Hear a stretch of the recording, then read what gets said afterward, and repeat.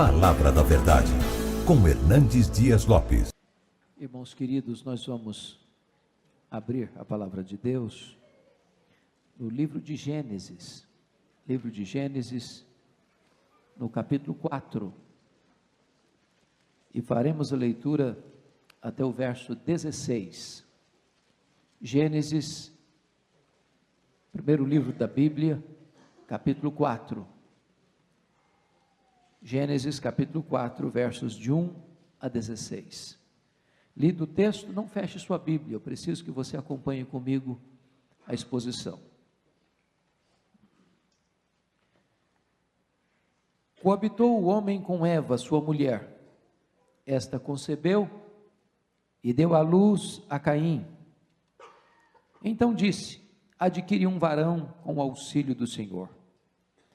Depois deu à luz a Abel, seu irmão. Abel foi pastor de ovelhas e Caim, lavrador. Aconteceu que no fim de uns tempos trouxe Caim do fruto da terra uma oferta ao Senhor. Abel, por sua vez, trouxe das primícias do seu rebanho e da gordura deste. Agradou-se o Senhor de Abel e de sua oferta, ao passo que de Caim e de sua oferta não se agradou. Irou-se, pois, sobremaneira Caim e descaiu-lhe o semblante. Então lhe disse o Senhor: por que andas irado? E por que descaiu o teu semblante? Se procederes bem, não é certo que serás aceito? Se todavia procederes mal, eis que o pecado jaz à porta. O seu desejo será contra ti, mas a ti cumpre dominá-lo. Disse Caim a Abel, seu irmão: vamos ao campo. Estando eles no campo, sucedeu que se levantou Caim contra Abel, seu irmão, e o matou. Disse o Senhor a Caim: onde está Abel, teu irmão? Respondeu: não sei, acaso sou eu tutor de meu irmão? E disse Deus: que fizeste? A voz do sangue de teu irmão clama da terra a mim. Eis agora, pois, maldito por sobre a terra, cuja boca se abriu para receber de tuas mãos o sangue de teu irmão.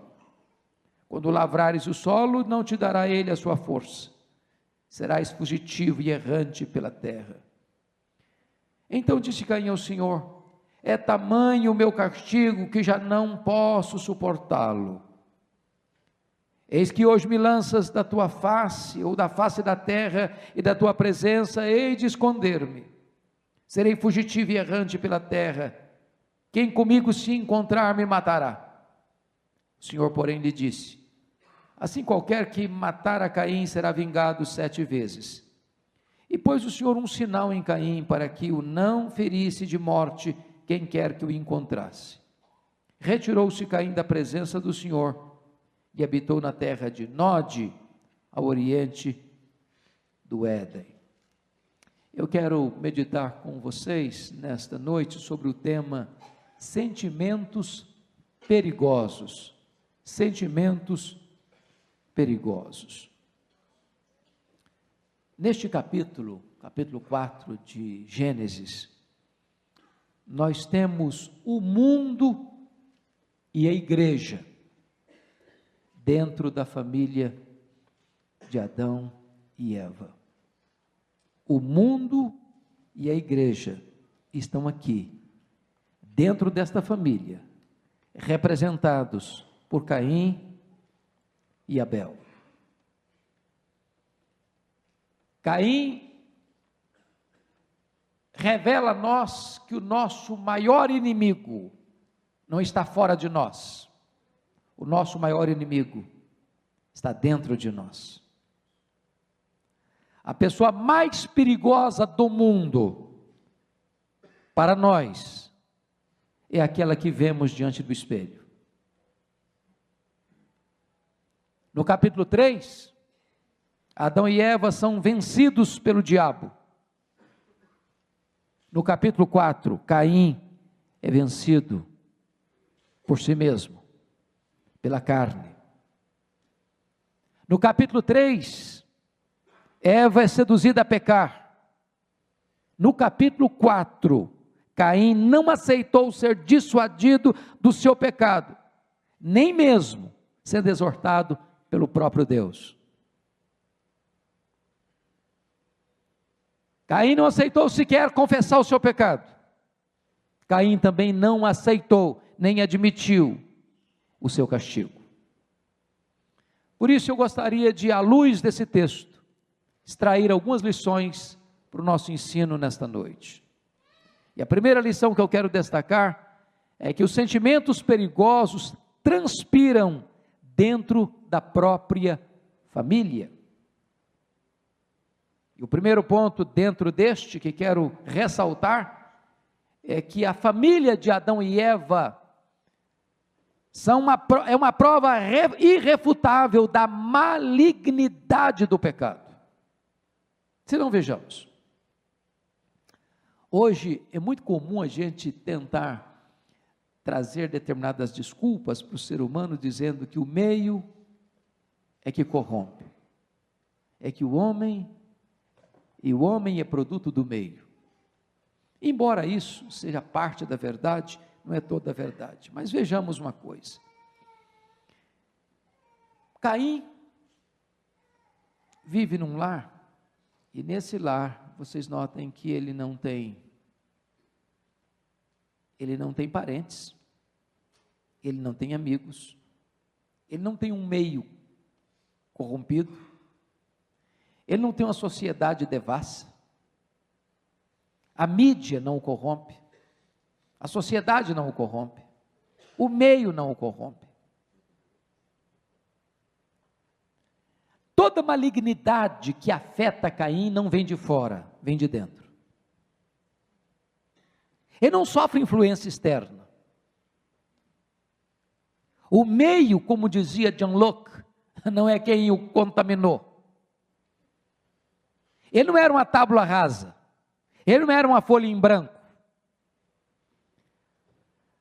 Todo o potencial do mal que o destruiu não veio de fora, veio de dentro do seu coração. Ele era um ser potencialmente carregado do pecado que destruiu a sua vida. Nós poderíamos dizer que a verdadeira depravação total já estava lá, na sua própria vida. A segunda coisa que eu chamo a sua atenção, dentro desse primeiro ponto, é que a família de Adão e Eva prova que nem todos sabem lidar com os seus sentimentos. Nem todos. Vejam vocês que Caim e Abel são filhos dos mesmos pais. Eles sugaram o mesmo leite materno. Eles receberam as mesmas instruções. Eles foram criados dentro do mesmo padrão de ensino religioso, de culto a Deus, de temor a Deus. Ouviram os mesmos ensinamentos, cresceram no mesmo lar, no mesmo ambiente, ouvindo as mesmas histórias. Mas diz 1 de João, capítulo 3, versículo 12, que Caim era do maligno. E João nos diz que nós não devemos amar como Caim amou, porque ele era do maligno, porque ele demonstra amor aparente quando ele diz para o seu irmão: vamos ao campo. Nós somos amigos, nós somos irmãos, nós estamos juntos. Mas embora houvesse doçura na sua voz, havia dureza no seu coração. Havia um abismo entre o que ele falava e o que ele sentia, entre o que ele propunha e o que ele de fato realizava. Caim era um hipócrita e Abel era um servo de Deus.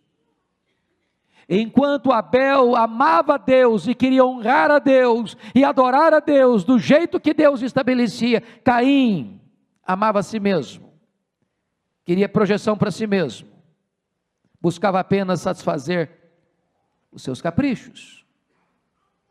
E então você começa a perceber um fato curioso: nesse lar os filhos crescem diferentes, têm vocações diferentes, têm corações diferentes, têm religiões diferentes. A religião de Abel é verdadeira, a religião de Caim é falsa.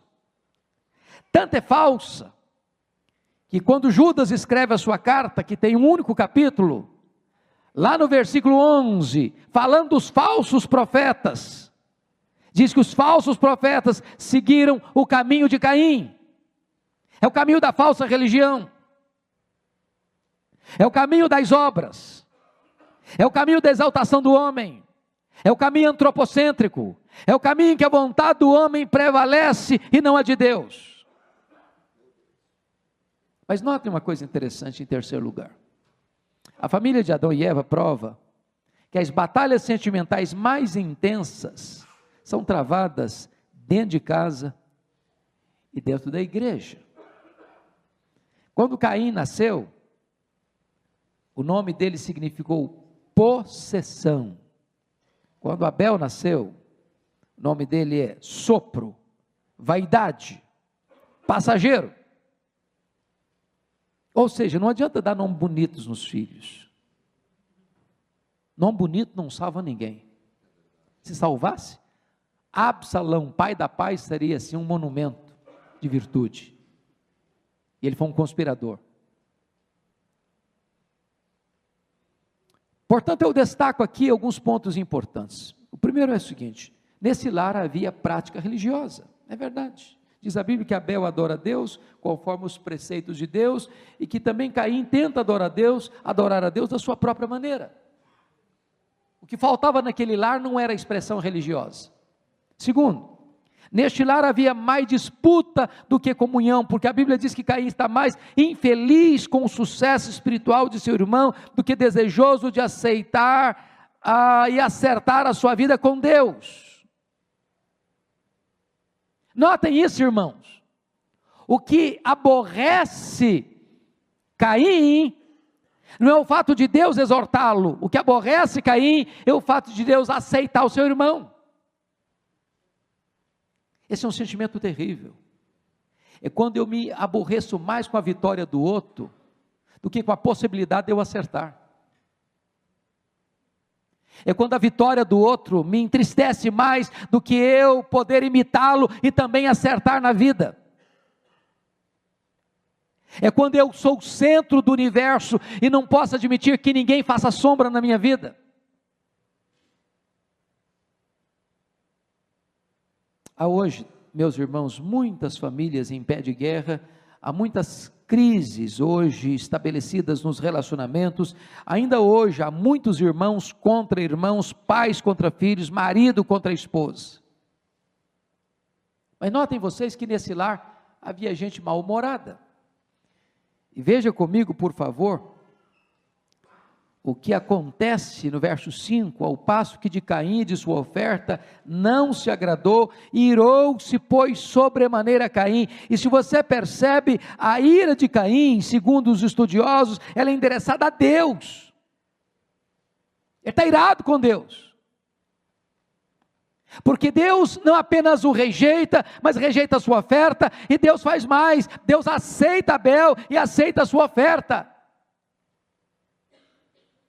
Ele não pode admitir o seu erro, ele não aceita a correção de rota, ele não tem disposição de aprender, ele não tem coração quebrantado, ele está cheio de ira, de uma ira acesa, que como um fogo devora e o destrói.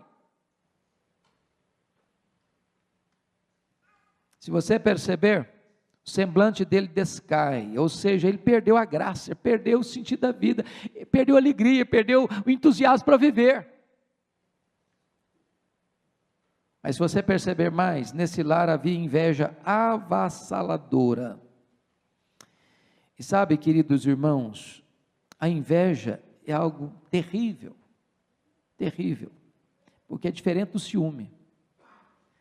Uma pessoa, quando ela está em ciúme, ela quer ser igual a outra, ou ela quer o que é da outra, mas a inveja, ela não se sente feliz com o que a outra tem, ela está infeliz porque a outra tem, Ela não quer o que é da outra, ela quer que a outra não tenha.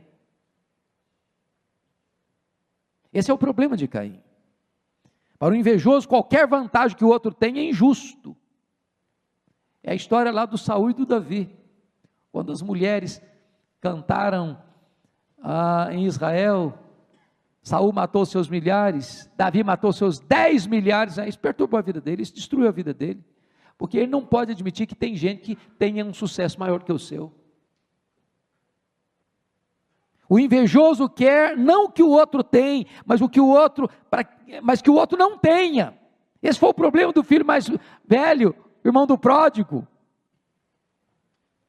A infelicidade dele é que um símbolo aconteceu, não para ele, mas para o irmão, que era o bezerro cevado. Bezerro cevado era mais ou menos o seguinte: chegasse uma pessoa que você não gostasse na sua casa, você fazia um omelete, coisa rápida.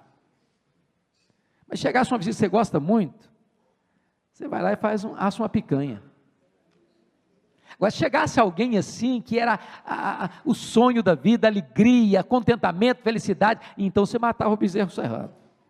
O bezerro cevado era um negócio assim, esperado, aguardado, era o dia, era a visita, era a pessoa, era o amigo, era a pessoa querida. Quando o pai mata o bezerro cevado para o irmão mais novo, isso entristece o filho mais velho. Se você perceber, cobiçar é desejar o que o outro tem, mas invejar é desejar a destruição do outro. Caim não queria imitar Abel, Caim queria matar Abel. Deixa eu lhes dar um exemplo histórico. Todos vocês que estão afinados com a história, devem se lembrar de agosto de 1990, quando o Iraque invadiu o Kuwait e matou muitos dos cidadãos ricos daquele país. Sob pressão internacional e feroz ataque das forças americanas, Saddam Hussein retirou-se do Kuwait em fevereiro de 1991. Mas antes de retirar-se, ateou fogo aos poços de petróleo dos quais já não podia usufruir, e poluiu as praias que tinha de abandonar. Esse é o sentimento.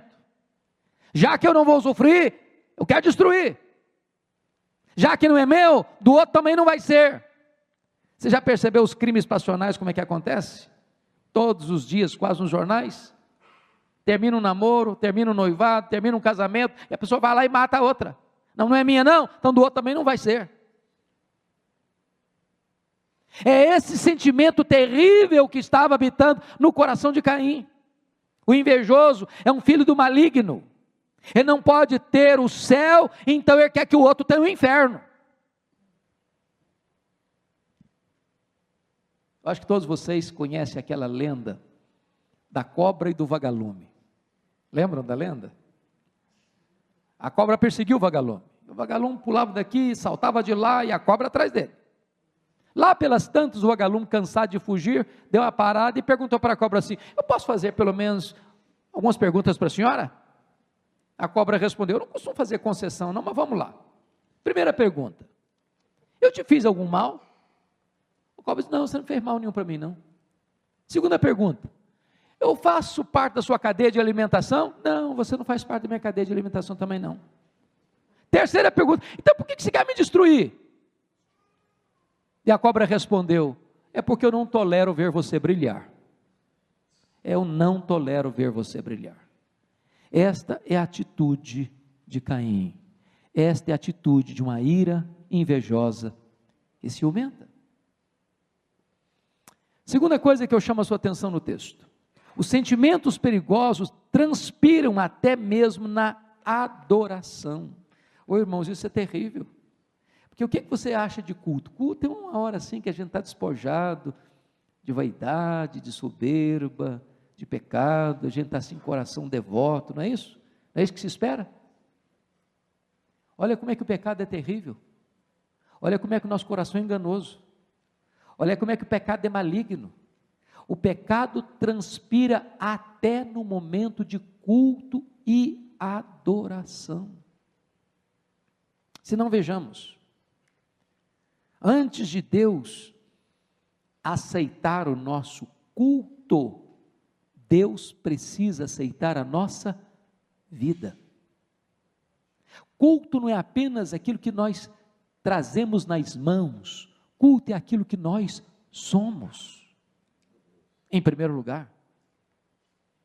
Diz o texto, confira comigo, por gentileza, o que está escrito aí, no versículo de número 4, parte B: agradou-se o Senhor de Abel e de sua oferta, ao passo que de Caim e de sua oferta não se agradou. Não diz o texto que agradou-se o Senhor da oferta de Abel e da sua vida, e desagradou-se o Senhor da oferta de Caim e da sua vida, mas diz o texto que Deus se agradou de Abel e da sua oferta, e que Deus não se agradou de Caim e da sua oferta. Primeiro vem a vida, depois a oferta. Primeiro vem a vida, depois o culto. Não é o performance no templo que Deus olha o coração, Deus olha a intenção, Deus olha a motivação, Deus olha o que está dentro de nós, porque Deus quer verdade no íntimo. Oh, irmãos queridos, quão solene é isso? Agora notem vocês, versículo de número 5: ao passo que de Caim e de sua oferta não se agradou. Embora há tantos debates e tantos comentários e tantas opiniões acerca do que exatamente isso significa, dá-nos a impressão, e parece-nos que a maioria dos comentaristas caminham nessa direção, é que havia duas coisas aqui que Deus não aceita. Primeiro, Deus não aceita a vida de Caim, e Deus não aceita o culto de Caim. Que Deus aceita a vida de Abel, e Deus aceita o culto de Abel. É bem verdade que nós estamos numa fase tão incipiente da história, mas desde o Éden, quando aquele primeiro casal que peca, os nossos primeiros pais, e se cobriram com folhas de figueiras, diz a Bíblia que Deus fez para eles roupas com peles de animais, e ali já estava a primeira prefiguração da expiação, de que um inocente precisava ser morto, e o sangue precisava ser derramado, para que eles pudessem ser vestidos adequadamente, e a Bíblia usa essa linguagem da vestidura própria, que é símbolo da justiça de Deus, e a justiça de Deus é aplicada a nós pelo sangue que foi derramado, o sangue do Cordeiro de Deus.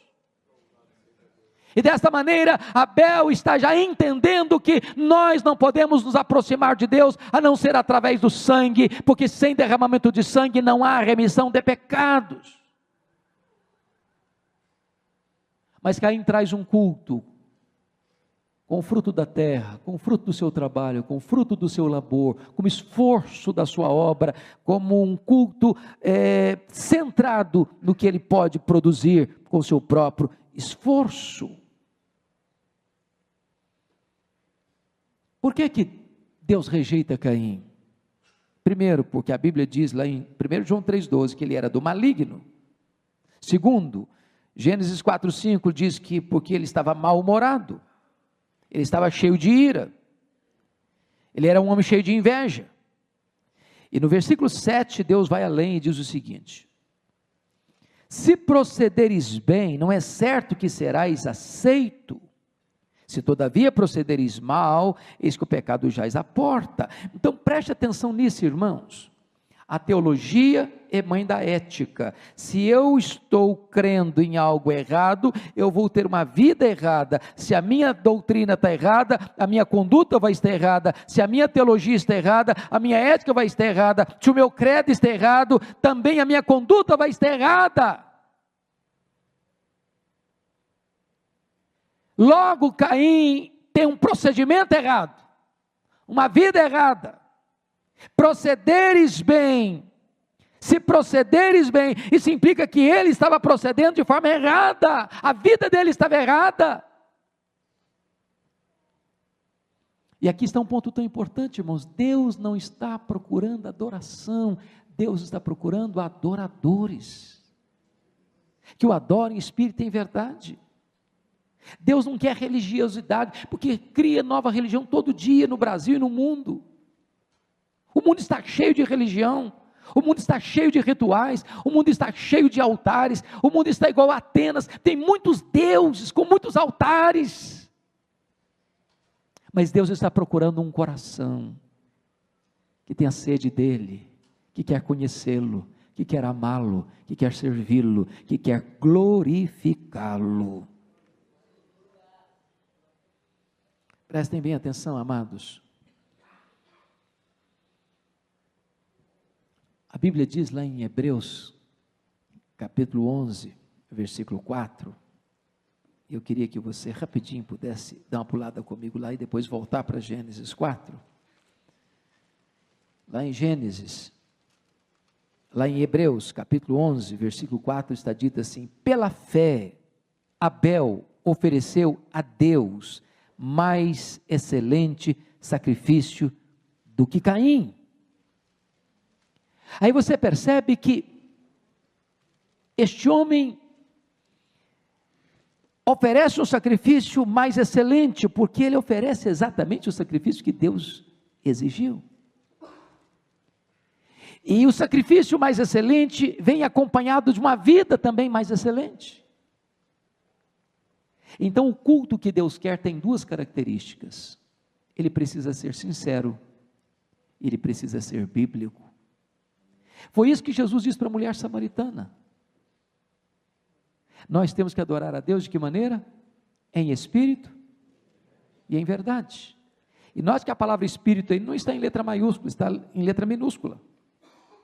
Espírito aí significa de todo o coração, com sinceridade, com profundidade, com a motivação certa.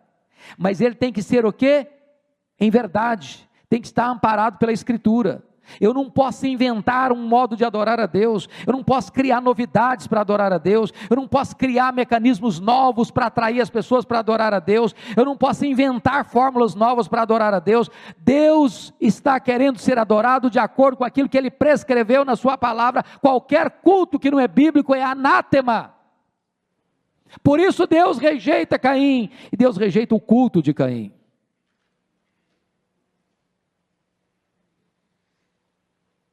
Mas eu quero olhar um terceiro ponto nessa mensagem.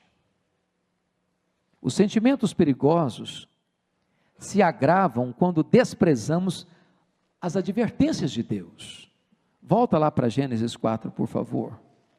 Versículo 7. Versículo 7.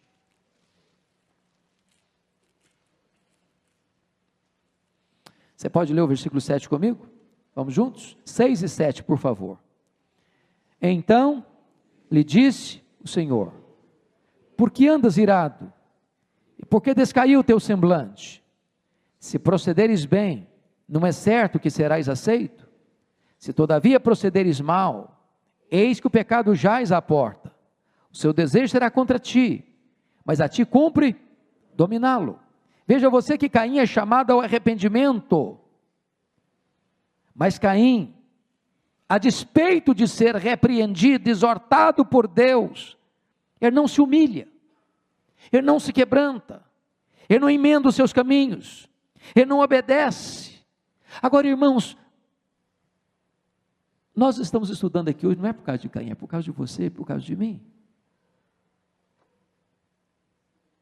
Porque Deus também nos avisa, porque Deus também nos adverte, porque Deus também nos alerta, porque Deus também nos exorta, porque Deus também nos corrige, porque Deus também acende o alarme na nossa vida e toca a trombeta. Deus está dizendo para você e para mim: filho, não vá, filho, não faça, filho, não veja, filho, não toque, filho, não se misture, filho, não deseje, filho, se afaste, filho, não se afaste da minha presença. E quantas vezes, meus irmãos, o Caim está em nós, o coração de Caim bate no nosso peito, o sangue de Caim corre nas nossas veias. Quantas vezes nós estamos debaixo da pele de Caim? Quantas vezes nós temos o DNA de Caim? Quantas vezes nós somos Caim?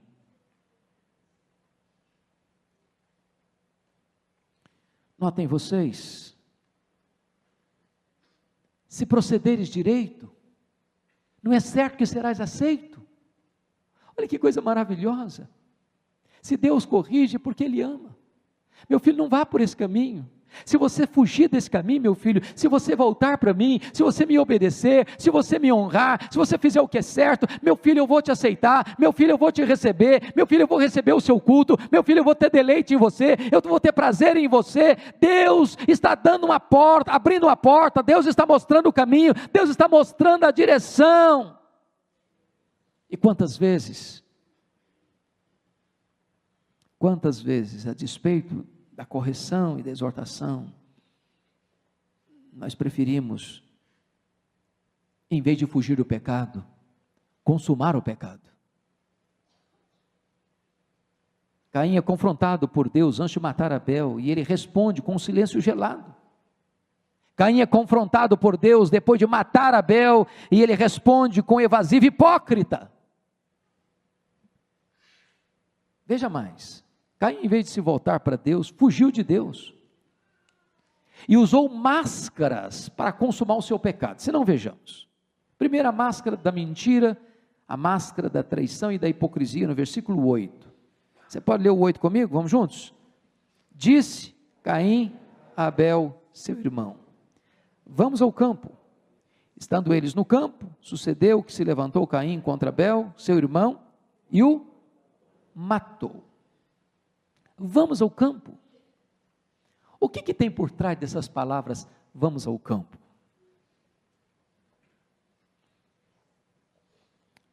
Somos amigos, somos irmãos, somos parceiros, estamos juntos, nós somos da mesma família, corre nas nossas veias mesmo sangue, nossos pais são comuns, estamos caminhando na mesma estrada. E aí você percebe que se usa uma máscara para atrair, uma armadilha para apanhar, uma rede para pegar. Ele se disfarçou de amigo, ele se dissimulou, ele enganou, ele premeditou o crime, não foi um impulso repentino, ele alimentou no coração o ódio, ele odiou não apenas Abel, porque Abel praticava o mal, ele odiou Abel, porque Abel praticava o bem. Isso aqui é mais demoníaco, ele era do maligno, porque o que ele está odiando não é o erro, não é o mal, não é o pecado, é a santidade, é o acerto, é a piedade. Para odiar o bem, irmãos, tem que ser demoníaco.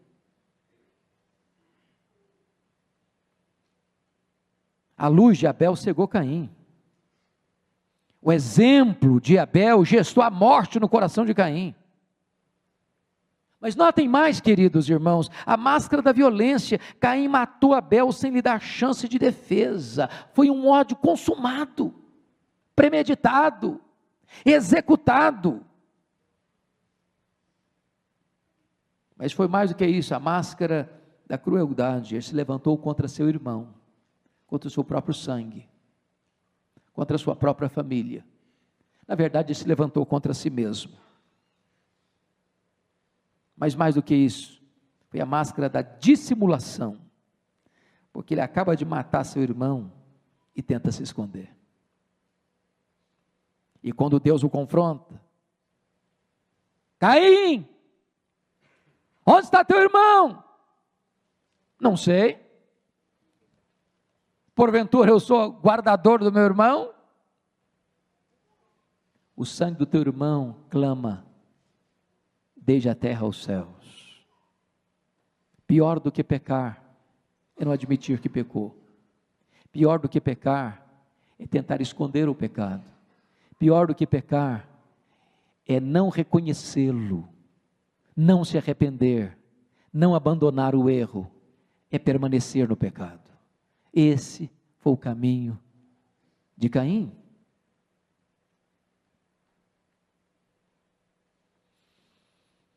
Então Caim tem algumas agravantes no seu pecado. Ele matou seu próprio irmão, a quem devia proteger. Abel era um bom irmão, a quem ele devia imitar. Deus o dissuadiu a não cometer o crime.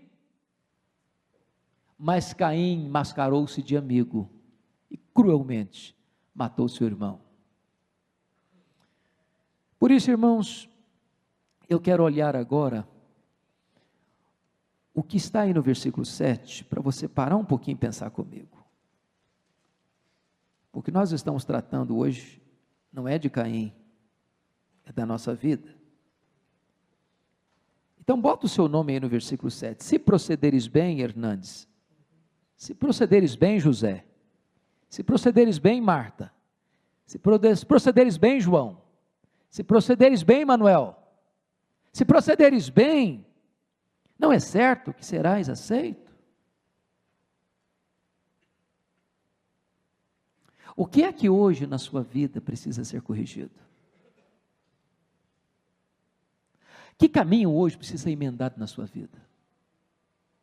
O que é que hoje você e eu estamos fazendo que não está agradando a Deus, e Deus hoje pela sua palavra está nos exortando? Fuja desse caminho, tire essa mágoa do coração, tire esse ódio do coração, acabe com esse sentimento. Se procederes bem, não é certo que serás aceito? Agora, se não procederes, se todavia procederes mal, eis que o pecado jaz à porta, o seu desejo será contra ti. Para um pouquinho para pensar nisso, o seu desejo será contra ti. O que é o pecado, irmãos? Não é um desejo, não é um impulso que às vezes vem assim, dá vontade de fazer, mas se você fizer a sua vontade, você vai estar agindo contra você, você vai estar destruindo você vai estar arruinando você vai estar laborando contra você mesmo, você vai estar trabalhando contra você mesmo, você vai estar destruindo a sua própria vida. Esse é o engano do pecado. Ele produz em nós uma vontade, ele produz em nós um desejo, ele produz em nós uma necessidade pronta, imediata, urgente, e se você atender esse desejo, você vai atender esse desejo para destruir sua própria vida.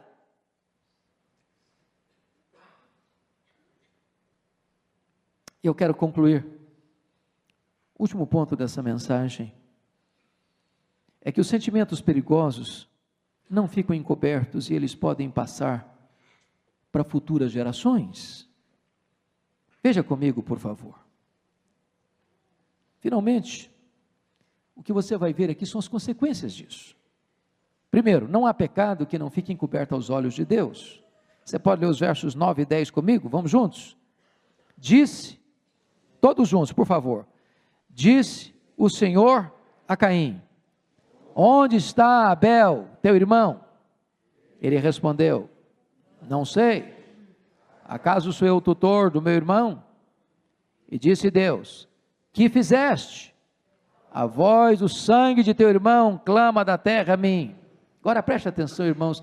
Deus faz essa pergunta de forma retórica: onde está Abel, teu irmão? Será que Deus não sabia? Claro que sim. Deus não faz essa pergunta para Caim porque precisava de uma informação.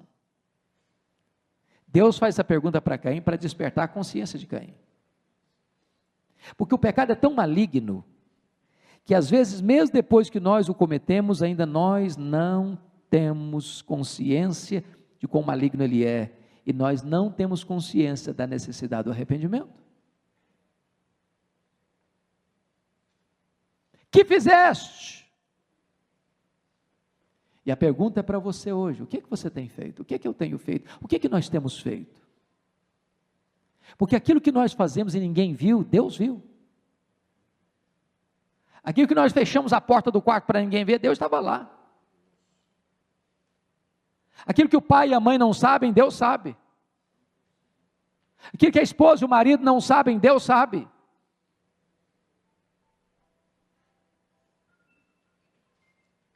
Deus viu Adão e Eva no Éden, quando comeram do fruto proibido.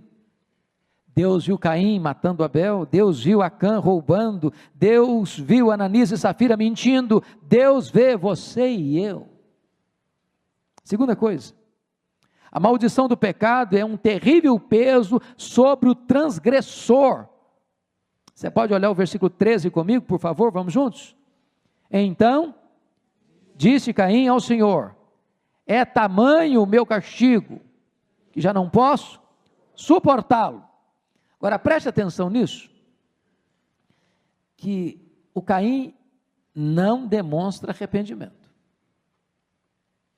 O que é arrependimento, irmãos? É aquilo que passou pelo coração de Davi, quando ele caiu em si, diante do pecado dele, ele diz: contra ti somente pequei. Caim não está nem um pouquinho angustiado porque ele ofendeu a Deus, ele não está nem um pouquinho angustiado porque matou seu irmão, ele está angustiado porque ele vai sofrer as consequências do seu pecado.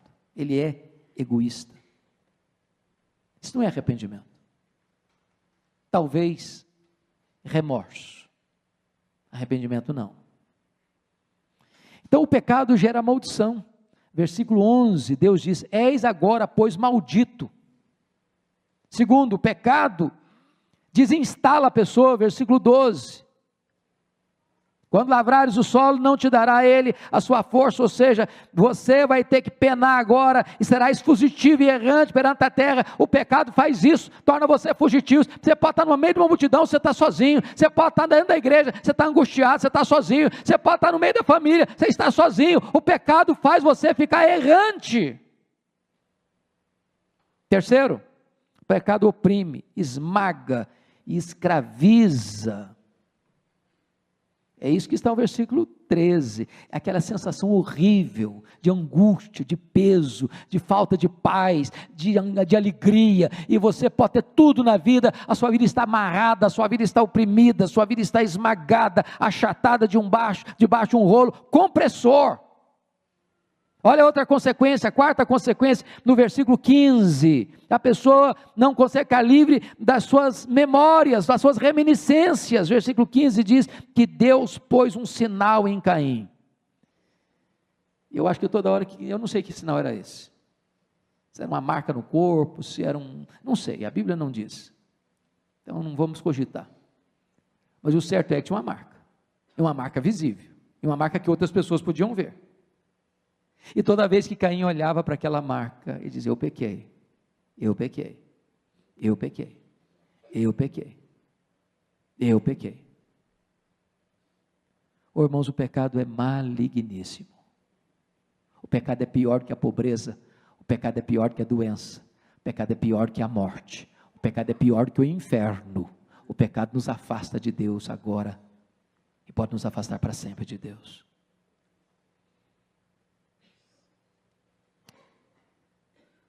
Olha a consequência, versículo 16, ele não consegue ter intimidade com Deus.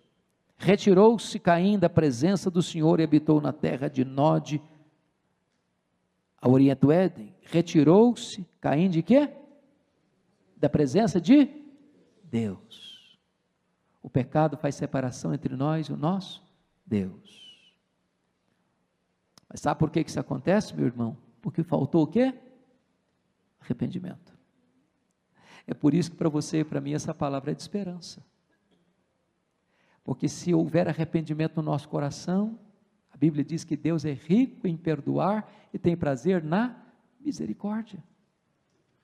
Por mais grave que seja o nosso pecado, por mais terrível que tenha sido o seu pecado, se hoje você reconhecer esse pecado, tem graça para você, tem perdão para você, tem restauração para você.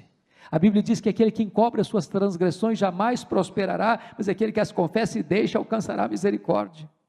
A Bíblia diz que se nós confessarmos os nossos pecados, Deus é fiel e justo para nos purificar os pecados e nos purificar de toda a injustiça. A Bíblia diz que o sangue de Jesus, seu Filho, nos purifica de todo o pecado. Então, para o pecado tem solução. O que não tem solução é para a falta de arrependimento. Mas deixa eu concluir com mais um aspecto dramático desse texto. A semente do pecado que você planta hoje, se não houver arrependimento, tornar-se-á amanhã uma lavoura maldita. Olha o que está escrito no verso 23. Se você ler dos versos 17 a 26, você vai ver a genealogia de Caim, a descendência de Caim. E um dos descendentes de Caim, lá no versículo 18, é Lameque. No verso 23, quem é Lameque? Diz o texto, Versículo 23, disse Lameque às suas esposas, Ada e Zilá, ouvi-me, vós mulheres de Lameque, escutai o que passo a dizer-vos, matei um homem porque ele me feriu, e um rapaz porque me pisou.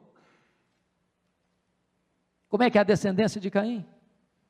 Um homem que se afasta da presença de Deus sem arrependimento, é uma descendência maldita, é uma descendência que se embrenha no pecado, é um homem que agora, ele não apenas, ele caiu no pecado, mas Lameque exulta no pecado, ele aplaude o seu pecado, ele faz propaganda do seu pecado, ele destrói o sentimento de família, porque a poligamia começa aqui com Lameque, a destruição dos valores da família começa aqui com a descendência de Caim. O projeto de Deus é que o homem tenha uma mulher e a mulher tenha um homem, mas a Bíblia diz que Lameque tinha duas mulheres e ele destrói o valor da família. Ele não só destrói o valor do casamento, mas ele se torna um homem violento, um homem assassino, um homem virulento, um homem que tem ódio no coração, e um homem que não consegue perdoar, um homem que não consegue se relacionar, a não ser para destruir o seu próximo, que ele acha que foi ofendido por ele.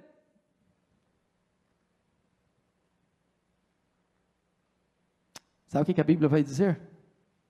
Olha comigo no versículo 26, para a gente encerrar. Aí depois que Caim mata Abel, que Caim foge da presença de Deus, que a sua descendência se corrompe na terra, eu gostaria que você lesse comigo versos 25 e 26. Vamos lá? Tornou Adão a coabitar com sua mulher, ela deu à luz um filho, a quem pôs o nome de Sete, porque disse ela, Deus me concedeu outro descendente, em lugar de Abel, que Caim matou. A Sete nasceu-lhe também um filho, ao qual pôs o nome de Enos.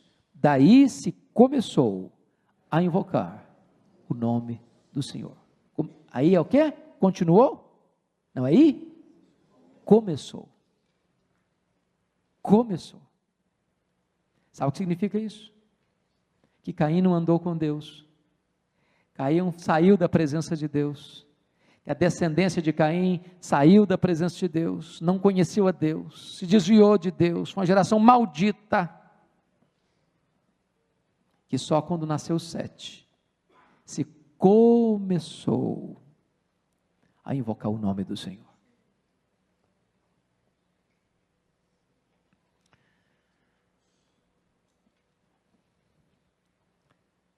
Uma pergunta para nós encerrarmos aqui.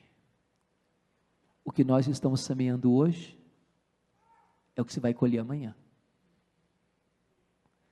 Que semeadura nós estamos fazendo hoje na nossa família, na nossa descendência? Como serão nossos filhos? Como serão nossos netos? Como serão nossos bisnetos? Quando Deus olhou para a descendência de Caim, ela se corrompeu.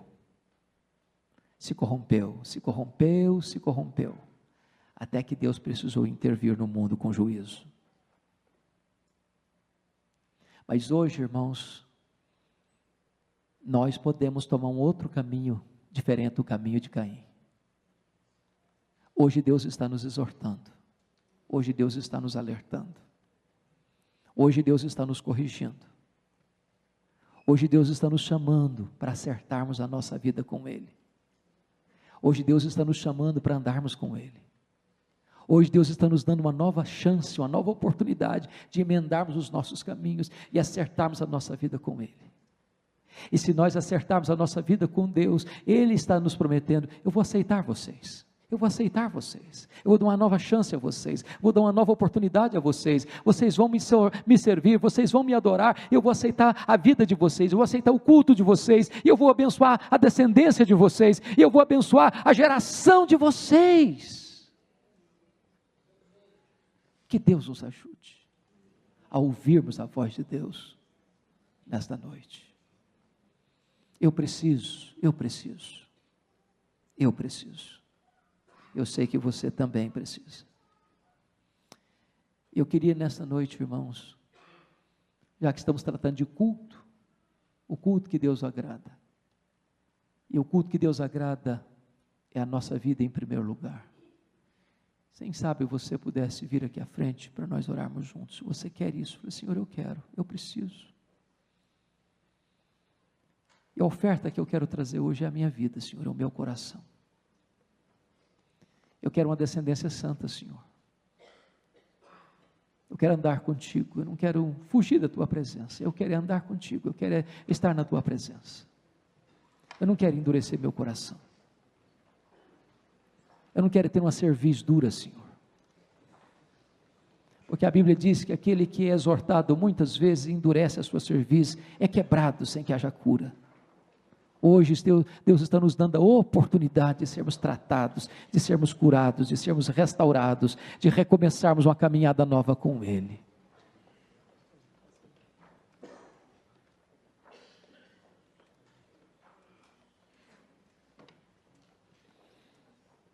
Bendito seja o Senhor.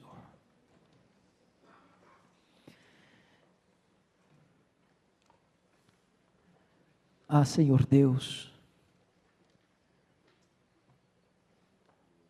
nós não somos melhores do que Caim. O pecado é terrível, o pecado é enganoso, o pecado é maligníssimo. O pecado nos seduz, o pecado nos atrai, o pecado é uma armadilha para nós, e nós estamos aqui, Deus, para te pedir misericórdia, porque não queremos nos apresentar a Ti, carregando, Senhor, no nosso coração, este elemento destruidor da nossa alma. Nós estamos aqui, Deus, quebrantados sob a luz da Tua face, pedindo-te, tem compaixão de nós. Não permita que justifiquemos o nosso pecado, que nos desviemos da Tua presença por causa do nosso pecado, mas para que abandonemos o pecado para estarmos na Tua presença. É da Tua presença, Senhor, que nós necessitamos. É da luz do Teu rosto que nós precisamos. Não permita que o nosso coração endureça, Senhor, não permita, em nome de Jesus, quebra a dureza do nosso coração. Nós queremos mais da Tua presença, nós queremos mais do Teu Espírito, nós queremos mais da Tua palavra, nós queremos mais santidade, nós queremos mais vida piedosa, nós queremos Te conhecer mais de perto, ó Deus da nossa vida. Nós queremos trazer nesta noite o nosso coração e Te oferecer, Senhor. Nós queremos que o nosso culto seja agradável na Tua presença. Senhor, corrige-nos naquilo que estamos falhando, disciplina-nos naquilo que estamos cometendo pecados contra Ti, ajuda-nos a andarmos em santidade, em novidade de vida, para a glória do Teu nome, Senhor. Tira a inveja, tira a mágoa, tira o ódio, tira a ira, tira o semblante descaído, em nome de Jesus, traz alegria na nossa face, traz o brilho do Espírito Santo no nosso rosto, traz a glória, a Shekinah dos céus, sobre a nossa vida nesta noite, em nome de Jesus. Nós Te pedimos, meu Deus, ajuda os nossos filhos, a nossa descendência, a Te conhecer, a invocar o Teu nome. Não permita, meu Deus, que a nossa descendência se afaste de Ti, não permita que a nossa descendência seja como a descendência de Caim. Em nome de Jesus, salva os nossos filhos, salva os nossos netos, salva a nossa geração, Senhor, salva os descendentes da nossa vida, em nome de Jesus, para que Te conheçam, para que Te invoquem, para que Te adorem, para que sejam vasos de honra nas Tuas mãos. Aqui estão, Senhor, famílias preciosas, nesta noite.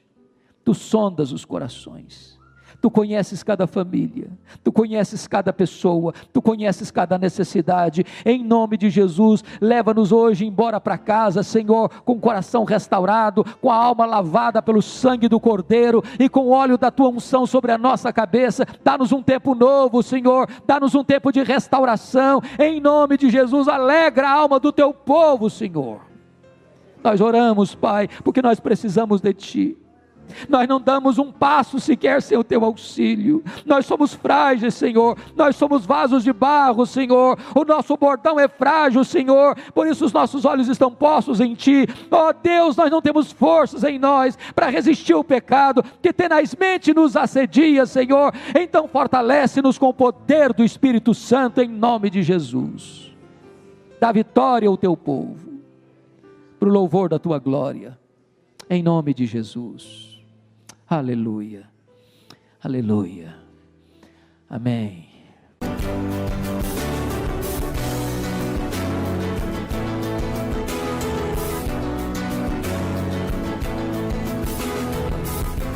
Palavra da Verdade, com Hernandes Dias Lopes.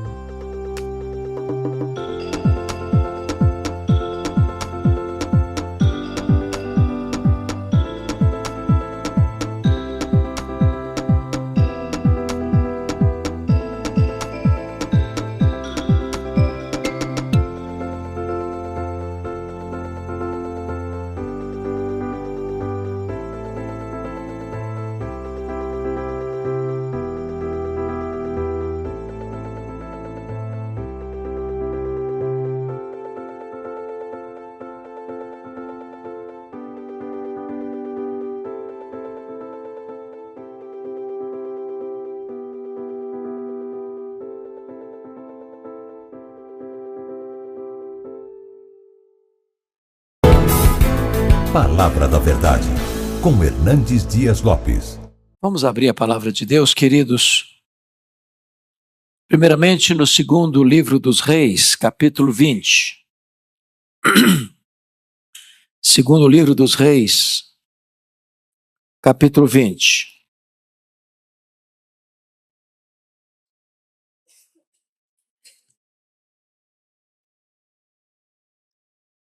Versos de 1 a 11. Segundo Reis 20, versos de 1 a 11.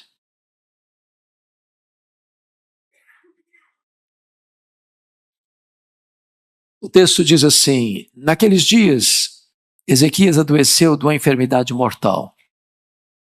Veio ter com ele o profeta Isaías, filho de Amós, e lhe disse: assim diz o Senhor, põe em ordem a tua casa, porque morrerás e não viverás. Então virou Ezequias o rosto para a parede e orou ao Senhor, dizendo: lembra-te, Senhor, peço-te, de que andei diante de ti com fidelidade, com inteireza de coração, e fiz o que era reto aos teus olhos, e chorou muitíssimo.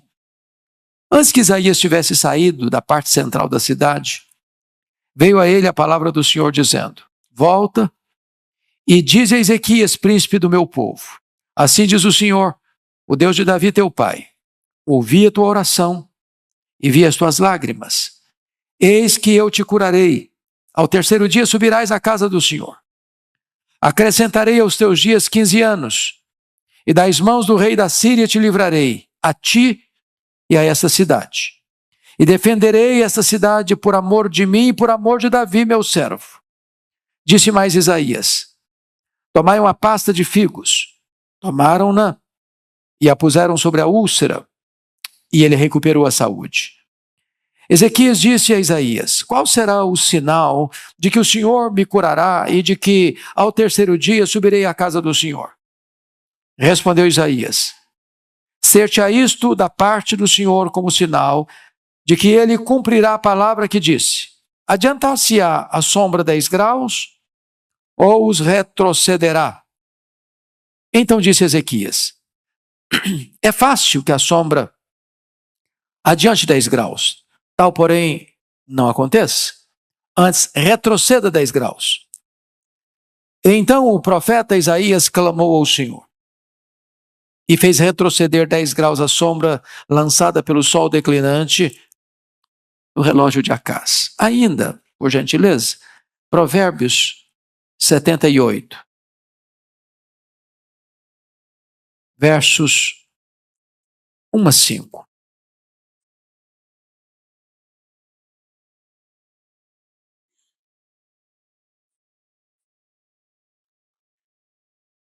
Provérbios, perdão, desculpem meus irmãos, quando eu estou falando provérbios eu quero dizer salmos. Vocês acharam que tinha Provérbios 78, fala a verdade. Salmo 78. Então vamos lá. A igreja comigo agora. Salmo 78. Nós vamos ler até o verso 7, tá bom? Então vamos juntos. Escutai, povo meu, a minha lei. Prestai ouvidos às palavras da minha boca. Abrirei os lábios em parábolas, publicarei enigmas dos tempos antigos. Que ouvimos e aprendemos, que nos contaram nossos pais, não encobriremos a seus filhos. Contaremos à vindoura geração os louvores do Senhor e o seu poder e as maravilhas que fez. Ele estabeleceu um testemunho em Jacó, instituiu uma lei em Israel e ordenou a nossos pais que os transmitisse a seus filhos, a fim de que a nova geração os conhecesse. Filhos que ainda hão de nascer, se levantassem e por sua vez se referissem aos seus descendentes, para que pusessem em Deus a sua confiança e não se esquecessem dos feitos de Deus, mas observassem os mandamentos. Amém. O tema desta noite é passando o bastão da fé às futuras gerações. A Bíblia diz que aquela geração que saiu do Egito, eram 600 mil homens, além de mulheres, estrangeiros, num total aproximadamente 2 milhões de pessoas. Essa geração perambulou no deserto. E diz a Bíblia que por incredulidade, eles não entraram na terra prometida. De 2 milhões de pessoas, aproximadamente apenas 2 pessoas entraram. A geração que nasceu no deserto recebe a lei, a instrução da lei por Moisés, mormente no livro de Deuteronômio, e então entra na terra prometida. A terceira geração que nasceu na terra prometida já não conhecia a Deus mais. E então mergulha num longo período de mais de 300 anos, que é o período mais sombrio da história de Israel. A história dos juízes, de decadência política, econômica, moral e espiritual, desembocando numa terrível apostasia. Eles falharam em passar o bastão da fé às futuras gerações. Louvado seja Deus, talvez não seja a realidade hoje ainda tão gritante no Brasil. Eu acabo de vir de um encontro da família Luz para o Caminho, onde nós tínhamos aproximadamente 1.500 pessoas, tínhamos quase 300 crianças, quase 100 adolescentes, E isso traz uma alegria para a alma da gente. Porém, não é a realidade de outros continentes, de outros países. E isso é para nós um alerta, um aviso soleníssimo. Então, voltando para o texto lido de 2 Reis 20, gostaria de retratar esse fato na vida do rei Ezequias. O rei Ezequias começou a reinar em Judá, em Jerusalém, com 25 anos de idade. Ele governou durante 29 anos. Portanto, morreu com 54 anos. Ezequias teve um pai terrível. Seu pai era Acás, um dos homens mais perversos da história de Israel, mormente da tribo de Judá, ou do reino de Judá. Este homem era idólatra, feiticeiro, assassino, crudelíssimo. Este homem poluiu a casa de Deus, maculou a honra de Deus, fechou a casa de Deus, levantou altares a deuses pagãos, chegou a ponto de queimar seu próprio filho num sacrifício a deuses pagãos. Ezequias não teve berço, não teve instrução, não teve exemplo em casa. Poderia ser um bandido, poderia ter imitado seu pai e destroçado a sua vida. Mas diz a Bíblia que Ezequias, mesmo não tendo exemplo em casa, mesmo não tendo berço, resolve andar com Deus. Ser um homem temente a Deus. Ter um governo bem-sucedido. Experimentar um grande reavivamento espiritual. Fazer uma grande reforma espiritual. E a Bíblia chega a dizer que nunca ninguém foi igual a ele antes dele, nunca ninguém foi igual a ele depois dele, um homem singular no seu tempo, na sua geração. Porém, quando este homem está no 6º ano do seu governo, no ano 722, o mais poderoso império da época, o Império Assírio, cercou a cidade de Samaria e oportunamente tomou a cidade de Samaria, a capital das 10 tribos do norte, e impondo às 10 tribos uma escravidão, uma derrota acachapante. E agora,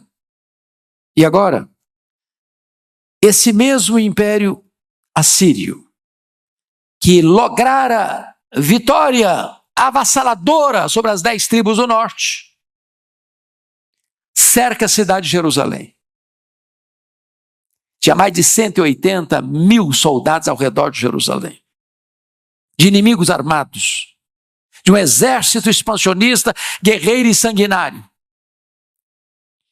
E então, Senaqueribe exige que o rei Ezequias se renda, que se capitule, que não resista à iminência de um ataque militar fulminante. E diz a Bíblia que o rei Ezequias vai consultar o Senhor por meio do profeta Isaías, e a resposta de Deus é: não se renda. Nenhuma flecha vai atingir a cidade de Jerusalém. E então Deus escala um único anjo e mata ao redor da cidade de Jerusalém 185.000 soldados assírios. E Senaqueribe tem que voltar para sua terra. E ao voltar para sua terra, entrar num templo de um deus pagão, os seus próprios filhos o matam. Um grande milagre, um grande livramento. Mas Ezequias está agora com 39 anos, no auge do seu vigor físico, no auge da sua administração bem-sucedida, laureado de poder, de glória, de fama, quando ele cai enfermo.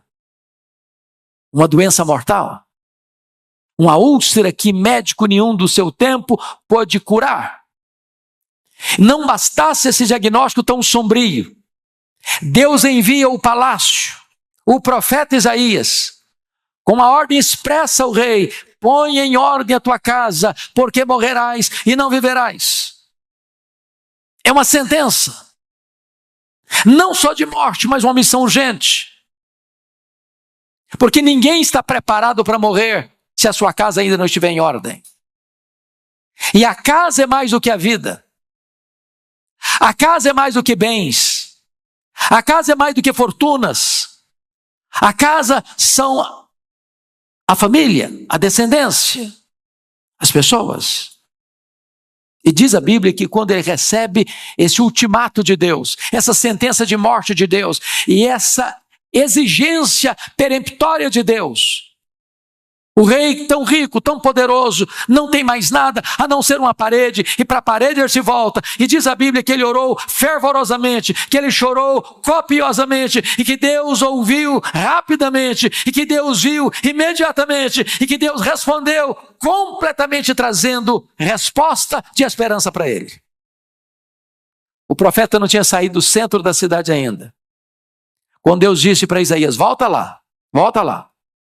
E diz para Ezequias: príncipe do meu povo, que eu ouvi a sua oração, que eu vi as suas lágrimas e que eu o curarei da sua doença. E no terceiro dia ele estará na minha presença na casa de Deus. E mais, eu livrarei Jerusalém do poder da Síria. Diz a Bíblia que o profeta então retorna ao palácio para dar essa boa notícia para o rei. E ele pergunta para o profeta: qual é a prova que eu tenho que Deus vai me curar? Qual é a prova que eu tenho que no terceiro dia eu vou estar na casa de Deus? E o profeta perguntou para ele: o que você acha mais fácil? O que você quer? Que a sombra do relógio retroceda 10 graus ou que avance 10 graus? E o rei disse: já que Deus vai fazer um milagre, eu quero o maior. Porque todo relógio, se você perceber, para frente ele anda, mas você nunca viu um relógio andar para trás. Já viu? Ele adianta, mas o ponteiro voltar não volta. Que retroceda 10 graus. E diz a Bíblia que o profeta ora a Deus, e Deus interfere na estrutura do universo, e a sombra retrocede 10 graus, para que o rei Ezequias pudesse ter consciência e convicção de que a mão onipotente de Deus é que estava agindo em seu favor. Agora não apenas um livramento militar extraordinário, mas agora uma cura miraculosa.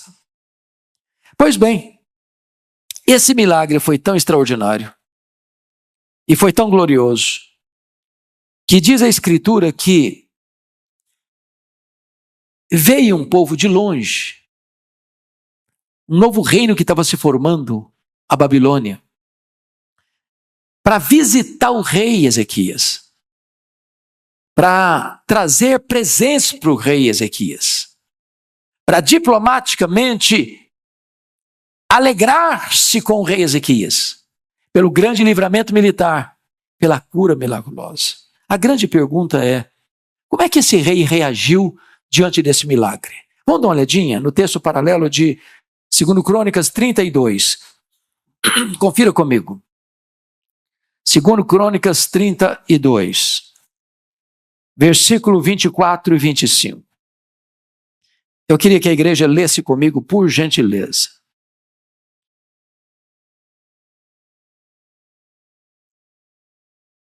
Talvez você pudesse ler também o verso 23, porque ele conecta com o restante. Então, 23, 24 e 25, toda a igreja comigo.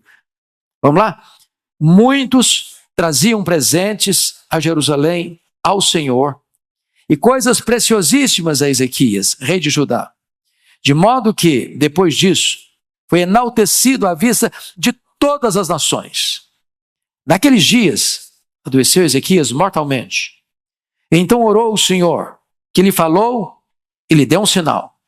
Mas não correspondeu Ezequias aos benefícios que lhe foram feitos, pois o seu coração se exaltou, pelo que houve ira contra ele, contra Judá e Jerusalém. Preste bem atenção aqui. Depois de um milagre tão grande, de um livramento militar, que trouxe impacto nas nações, conforme você leu aí, em 2 Crônicas, depois de uma cura extraordinária, em vez desse homem se render a Deus em gratidão, em louvor, em adoração, diz a Bíblia que o seu coração se exaltou. Se exaltou. É muito triste isso. É lamentável isso. E agora eu queria que você percebesse o que vai acontecer em virtude de um homem receber um milagre, porque um milagre é um privilégio, mas é uma responsabilidade também. Então vamos ver o que aconteceu? Volta lá para 2 Reis 20 e vamos continuar a leitura a partir do verso 12 até o versículo 15. E eu peço à igreja novamente para ler comigo. 2 Reis 20, a partir do 12 até o 15. Vamos todos juntos, vamos ler. Nesse tempo, Merodach-Baladã, filho de Baladã, rei da Babilônia, enviou cartas e um presente a Ezequias, porque soube que estivera doente. Ezequias se agradou dos mensageiros e lhes mostrou toda a casa do seu tesouro, a prata, o ouro, as especiarias, os óleos finos, seu arsenal, tudo quanto se achava nos seus tesouros. Nenhuma coisa houve, nem em sua casa, nem em todo o seu domínio, que Ezequias não lhes mostrasse. Então Isaías, o profeta, veio a Ezequias e lhe disse: que foi que aqueles homens disseram?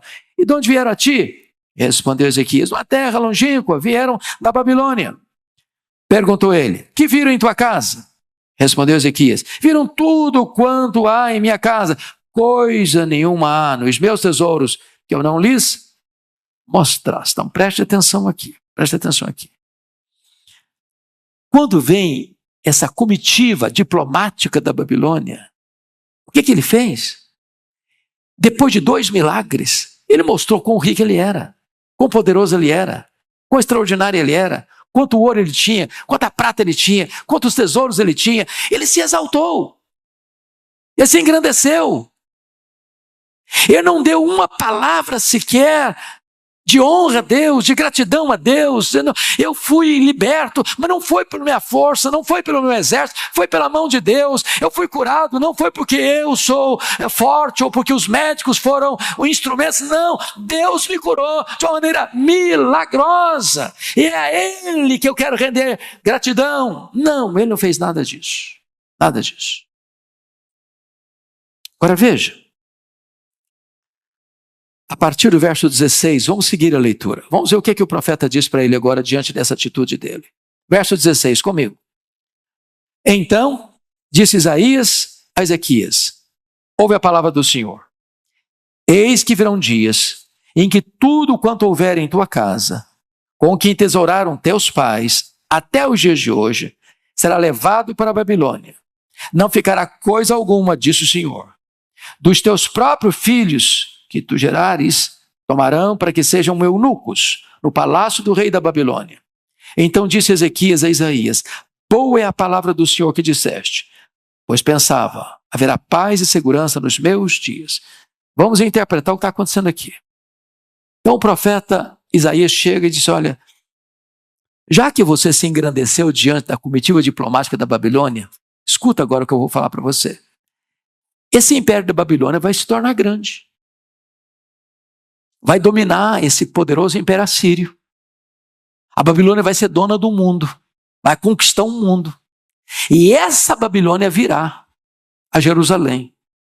E tudo que se ajuntou até hoje, e tudo que se juntar até lá, essa Babilônia vai levar embora. Vai ter um prejuízo financeiro incalculável.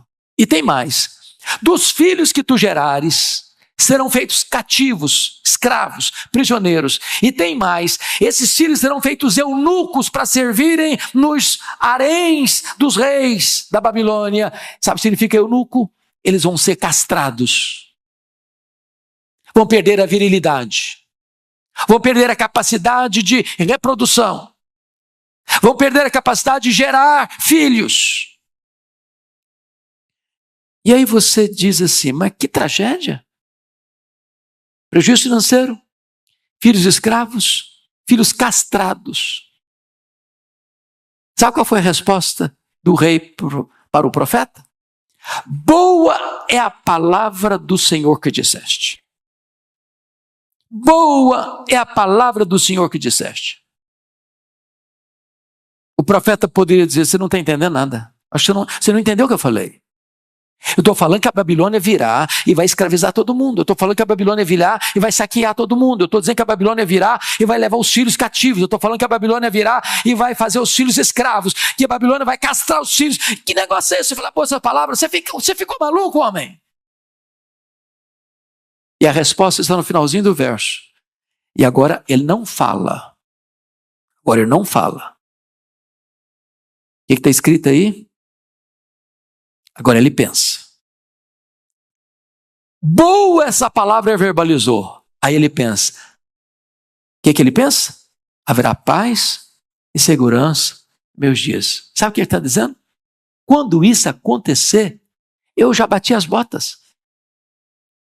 Quando isso acontecer, eu não estou mais aqui para ver. Quando isso acontecer, vai ser lá na frente. E aí, sabe o que ele está querendo dizer com isso? Eu só me importo comigo. Desculpem da expressão, está dizendo o seguinte, depois que eu morrer, que se danem as futuras gerações, eu não estou nem aí. Meus irmãos, esse diagnóstico é triste demais. Triste demais, porque tem gente que só olha para o seu umbigo, só se importa consigo mesmo. É igual a música do Roberto Carlos, que você me aqueça nesse inverno e que os demais vão para o inferno.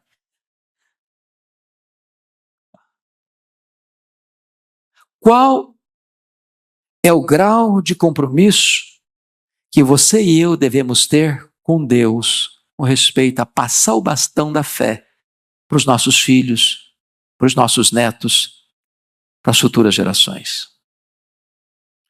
Primeiramente, preste atenção à ordem que Deus mandou dar para Ezequias. Ponha em ordem a tua casa. Vamos ver se ele cumpriu pelo menos essa ordem? Vamos seguir a leitura no capítulo 21, por gentileza. Hoje nós vamos ler bastante Bíblia, e a Bíblia fala por si mesma, então vamos ler. Vamos dar uma lidinha no 21, de 1 a 9, porque você vai ver o que ele fez, o que aconteceu. Então vamos comigo, a partir do versículo 1, 21 primeiro. Tinha Manassés 12 anos de idade, quando começou a reinar. Reinou 55 anos em Jerusalém. Sua mãe se chamava Esvizibá. Fez ele o que era mal perante o Senhor, segundo as abominações dos gentios que o Senhor expulsara de suas possessões diante dos filhos de Israel. Pois tornou a edificar os altos que Ezequias, seu pai, havia destruído. E levantou altares a Baal, e fez um poste ídolo, como o que fizera Acabe, rei de Israel, e se prostrou diante de todo o exército dos céus, e o serviu. Versículo 4. Edificou altares na casa do Senhor, da qual o Senhor tinha dito, em Jerusalém porei o meu nome. Também edificou altares a todo o exército dos céus, nos 2 atos da casa do Senhor, e queimou a seu filho como sacrifício. Adivinhava pelas nuvens, era agoureiro e tratava com médiuns e feiticeiros. Prosseguiu em fazer o que era mal perante o Senhor, para o provocar a ira. E aqui, versículo 9, comigo toda a igreja. Eles, porém, não ouviram. E Manassés, de tal modo, os fez errar, que fizeram pior do que as nações que o Senhor tinha destruído diante dos filhos de Israel. Agora leia o 16 comigo. Além disso, Manassés derramou muitíssimo sangue inocente, até encher Jerusalém de um ao outro extremo. Afora o seu pecado, com que fez pecar a Judá, praticando o que era mal perante o Senhor. Pensa num homem endemoniado. Pensa num homem louco. Pensa num homem depravado. Moral, espiritual, emocionalmente falando. Quando eu leio, pastor Arival, esse texto, dá a impressão para mim que é de uma birra do pai, porque não é possível. Tudo que o pai fez, ele desfez. Agora, eu peço que você observe comigo uma coisa. Quantos anos Deus deu mais a Ezequias quando o curou? Quantos anos? 15 anos. Segunda pergunta. Com quantos anos o Manassés, filho dele, começou a reinar? 12 anos. Qual a conclusão que você chega?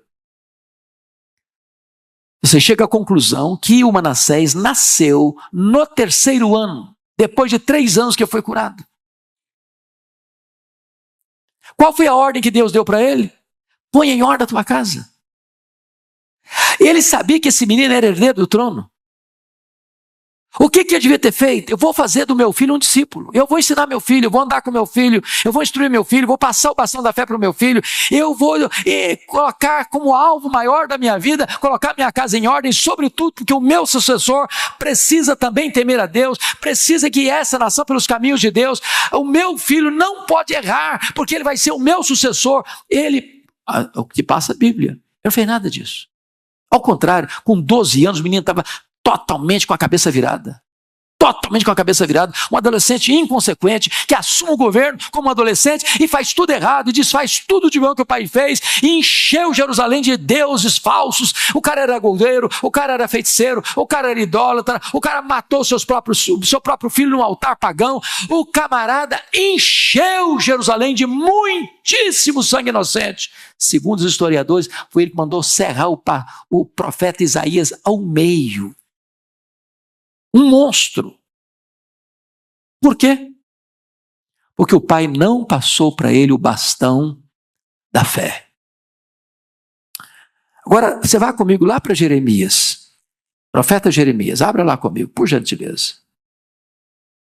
Você vai ver algo tremendo, dramático que está escrito aí. Jeremias 15.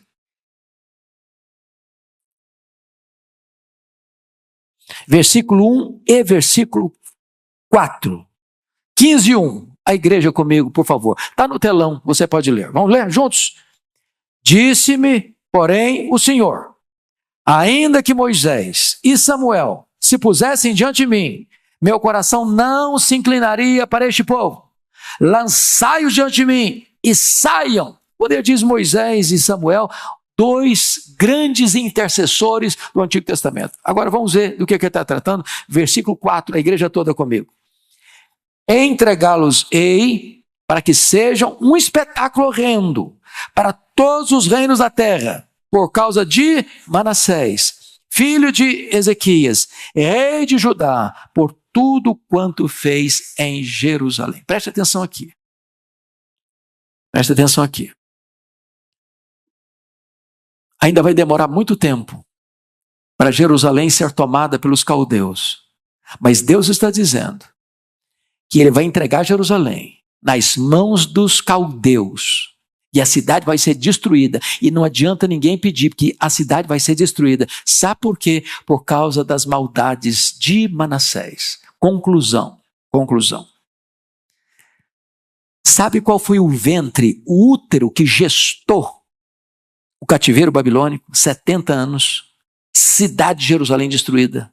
Queimada a fogo, o templo de Salomão arrasado, destruído, queimado a fogo. Sabe onde tudo isso nasceu? Dentro da casa do rei Ezequias. O que você e eu fazemos hoje vai ter reverberação nas futuras gerações.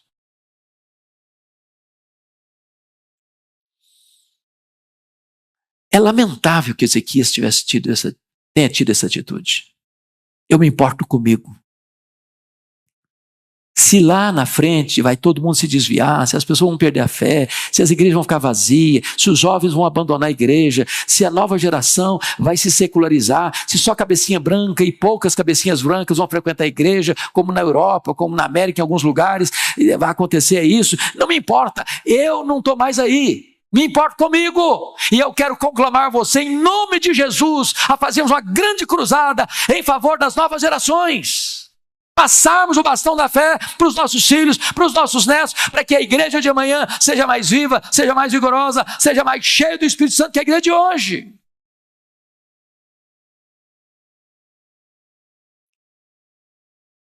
Alguém disse que Davi salvou o mundo e perdeu a sua família. Alguém já disse que Noé salvou a sua família e perdeu o mundo. Talvez nós precisaríamos lutar pela nossa família, para que haja esperança para o mundo. Quando eu vejo as Escrituras, eu vejo que Deus levantou pessoas com missões, ou com missão específica, por exemplo. Deus levanta Moisés, e a grande missão de Moisés foi libertar o povo de Israel da escravidão do Egito. Deus levanta um Josué, e a grande missão do Josué foi introduzir o povo de Israel na terra prometida. Deus levanta, por exemplo, um Davi, e o grande projeto de Davi foi exatamente unificar o reino de Israel e derrotar os inimigos à volta para que houvesse um reino forte. Deus levanta um Salomão, e o grande projeto na vida dele é a construção do templo de Jerusalém, onde Deus pudesse ser adorado. Deus levanta um Neemias, e a grande missão de Neemias é restaurar os muros de Jerusalém para que a cidade pudesse ter proteção. Deus levanta um Pedro, e a grande missão de Pedro é abrir a porta do evangelho para judeus e gentios. Deus levanta um Paulo, e a grande missão de Paulo é levar o evangelho a todas as províncias do Império Romano. Mas você pode perguntar, e qual foi a grande missão de Abraão, o pai da fé? A Bíblia responde. Vá comigo para Gênesis 18, 19, por gentileza. Deve estar no telão para todos nós lermos a uma só voz. 18,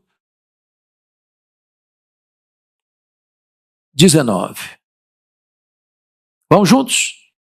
Porque eu, toda a igreja comigo, por gentileza, não está no telão, não sei porquê, mas vamos então na nossa Bíblia. 18, 19, vamos juntos? Porque eu o escolhi para que ordene a seus filhos e a sua casa depois dele, a fim de que guardem o caminho do Senhor e pratiquem a justiça e o juízo, para que o Senhor faça vir sobre Abraão o que tem falado a seu respeito. Preste atenção aqui. Por que Deus escolheu Abraão? Para que ordene a quem? A seus filhos. E mais a quem? E a sua casa, depois dele. Deus escolheu Abraão para isso. Para que ele escolheu? Para que ordene a seus filhos a sua casa depois dele, a fim de que guardem o quê? Os caminhos do Senhor. Deus escolheu Abraão para isso. Agora vamos concluir algumas coisas aqui. Quantos anos tinha Abraão quando o filho da promessa nasceu? O Isaac. Quantos anos? 100 anos. 100 anos. Segunda pergunta. Quantos anos tinha Isaac, o filho da promessa, quando se casou com Rebeca? Quantos anos ele tinha? 40 anos. Então, quantos anos tem Abraão quando Isaac casou? 140 anos. A Rebeca era estéril. O Isaac orou por ela quantos anos? Para ela conceber? 20 anos. Então, quando Esaú e Jacó nasceram, filhos de Isaac, quantos anos tinha Isaac? 60 anos. Quantos anos tem Abraão? 160 anos. Com quantos anos o Abraão morreu? 175 anos. Então pergunta, quantos anos Abraão teve para conviver com os netos? 15 anos. Só 15 anos. Mas o texto diz que Deus escolheu Abraão para que ele ordene a seus filhos e a sua casa depois dele, a fim de que guardasse o caminho do Senhor. Agora, quem é filho de Abraão? Quem ou quais são os filhos de Abraão? E o Novo Testamento responde que você e eu, que cremos no Senhor Jesus, somos filhos de Abraão. O pai da fé foi escolhido para que você e eu, filhos de Abraão, por todas as descendências e gerações, pudéssemos pôr no Senhor a nossa confiança.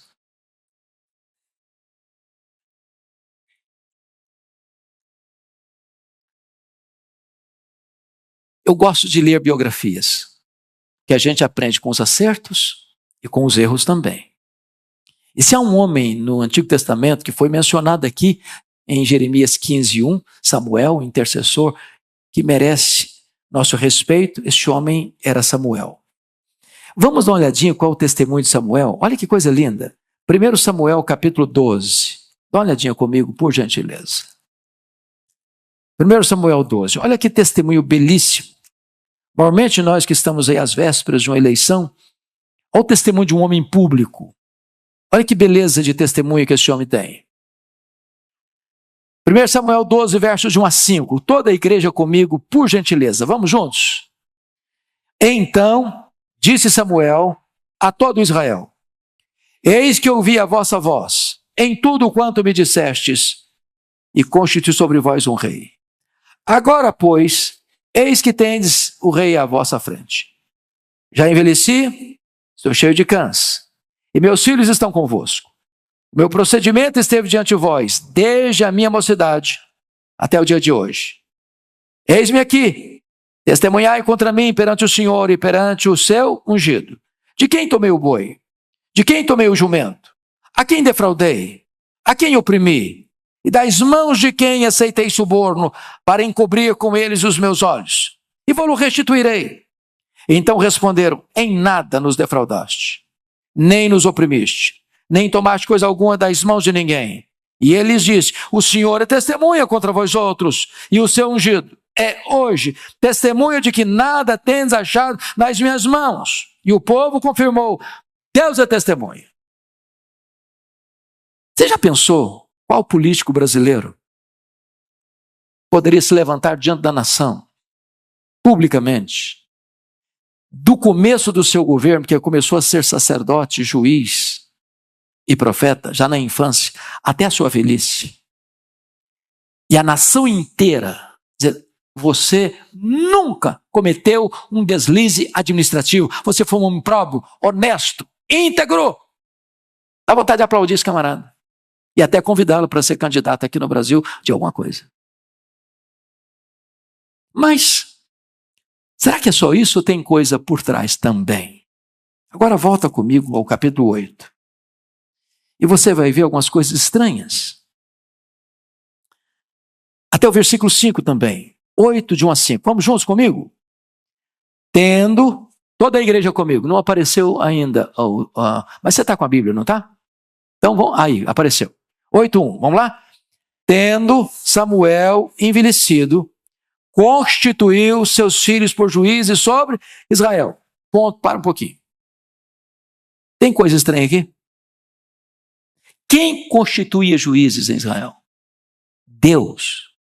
Quem está constituindo os filhos como juiz aqui? Samuel. Como é que a gente chama isso aqui no Brasil? Nepotismo.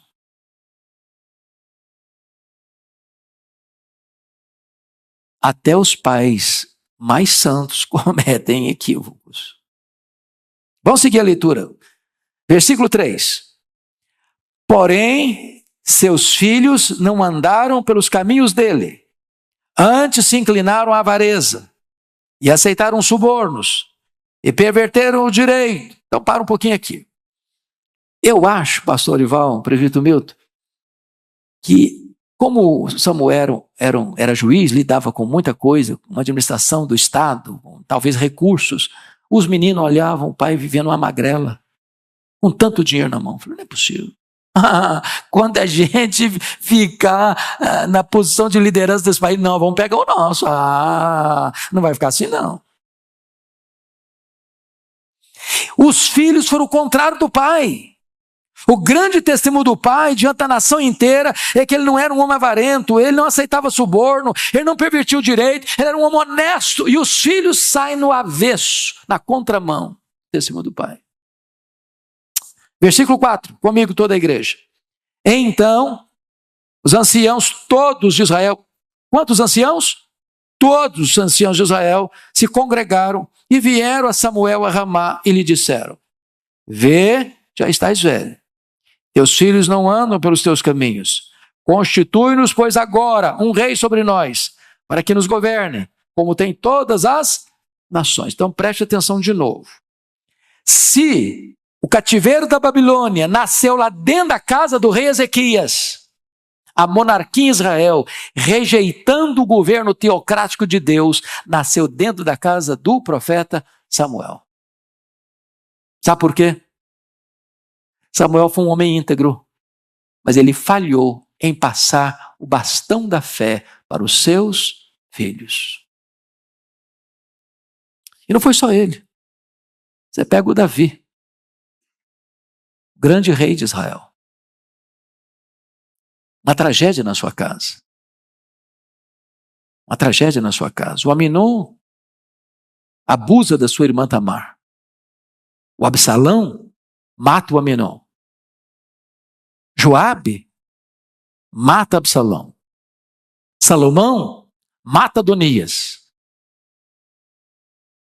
E a Bíblia chega a dizer lá em 1 Reis 1,6 que Davi não contrariava seu filho Adonias. Um grande homem, um pequeno pai. Falhou naquilo que é a missão mais importante. Agora vamos parar um pouquinho para fazer a aplicação. Se nós não aprendemos com os erros dos outros, estamos condenados a repetir os mesmos erros. Eu já tenho dito isso aqui para os irmãos, uma das coisas que mais me dói o coração é quando você vai viajar e vê o que está acontecendo fora. Você vai na Holanda, um país tradicionalmente protestante, e até a década de 60 as pessoas iam à igreja. As igrejas estavam cheias. De 60 para cá, as igrejas estão vazias. E algumas pessoas, pastor Ival, disseram o seguinte, que as igrejas estão vazias porque os holandeses na Segunda Guerra Mundial viam os soldados nazistas no domingo indo para a igreja. Massacrando-os, matando-os. Domingo, bonitinho para a igreja. Uma fé sem compromisso, sem exemplo. Você vai para a Escócia de John Knox, o pai do presbiterianismo, do homem que orava e chorava, dizendo, dá-me a Escócia para Jesus, senão eu morro. E você chega lá e vai ver o templo mais bonito, do lado do castelo, a sua torre empinada aos céus. Lá dentro é um bar. É um bar. Você vai para a Inglaterra, como ouvimos um testemunho recentemente aqui, o país dos grandes avivamentos. Dos grandes avivamentos. Hoje nem 4% da população frequenta uma igreja evangélica. Você vai para os Estados Unidos e Canadá e você vai ver as dead churches, igrejas mortas. As denominações históricas, todas elas perdendo membros todo ano. Mega templos vazios. Riquíssimas propriedades, mas sem gente. A igreja que eu frequentei lá no Mississippi, durante o período que morei lá, fechou. Mas não fechou por liberalismo, não, pastor Ival. Fechou porque os membros, os mais novos, tinham 80 anos. Os mais novos, os jovens da igreja, tinham 80 anos. Morreu todo mundo. Acabou.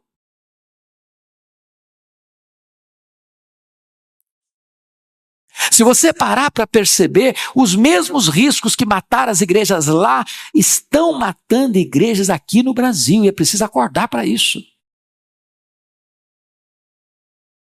Acordar para o fato de que tem seminários chamados evangélicos protestantes aqui no Brasil que não creem mais que esse livro é palavra de Deus, não creem mais. Não creem mais. Denominações aqui no Brasil que não recebem mais ninguém. Um pastor me ligou há pouco tempo chorando, dizendo o seguinte: pastor Hernandes, a minha denominação não batizou uma pessoa por igreja, em média, por ano.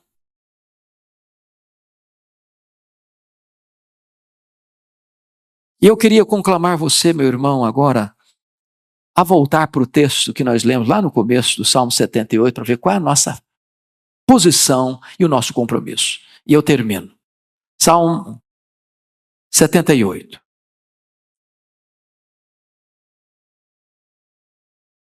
Salmo 78.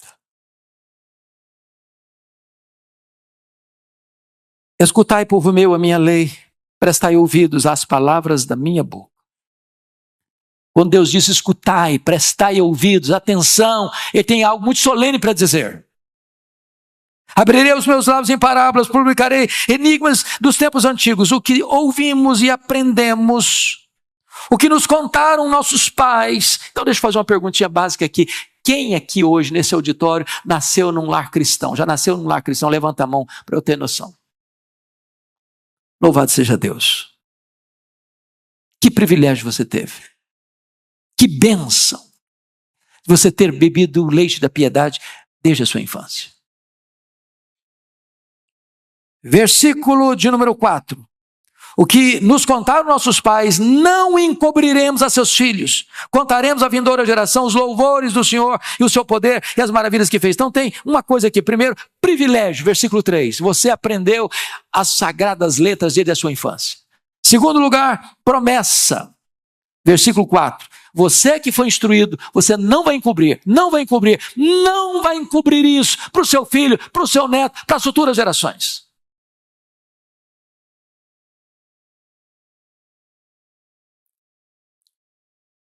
Hoje nós temos muitos recursos visuais nas mãos do pastor. Eu estava me falando da geração, né, pastor, que está pensando pouco porque está vendo muito vídeo. Você já percebeu isso? A gente está vendo isso, os pais não conseguem controlar os meninos direitinho, e aí o menino fica peralta um pouquinho, você bota um vídeo na frente dele, o bichinho para na hora. Para na hora. É uma anestesia. O que está vendo você não sabe. Você não tem tempo para acompanhar.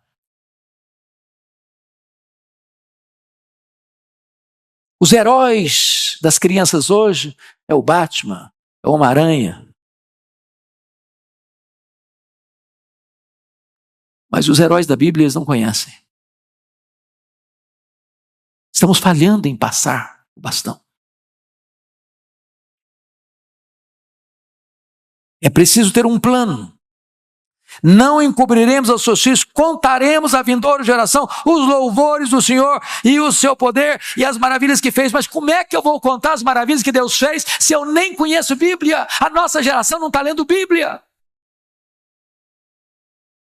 Os pais com crianças pequenas não estão lendo Bíblia, e se não estão lendo, e se não conhecem, e se não se aprofundam, e se não deleitam-se nessas verdades, como é que eles vão passar para os seus filhos?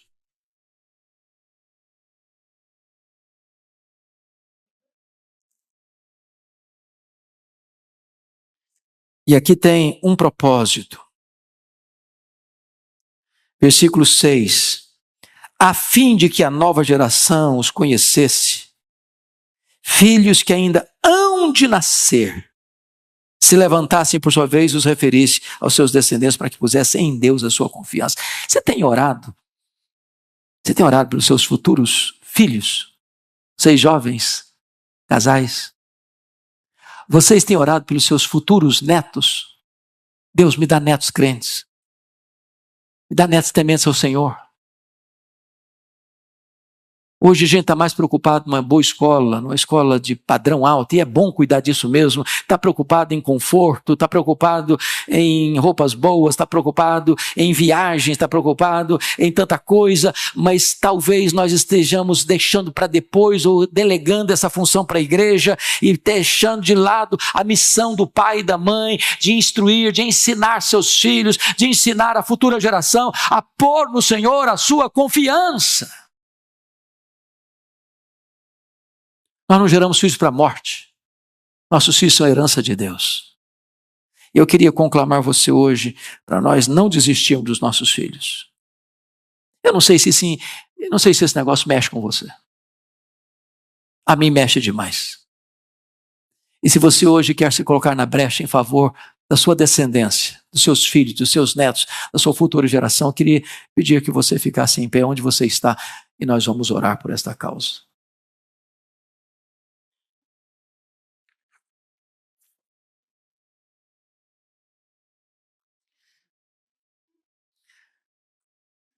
Ó Deus de toda graça, os maiores tesouros deste mundo são nada se nós perdemos os nossos filhos.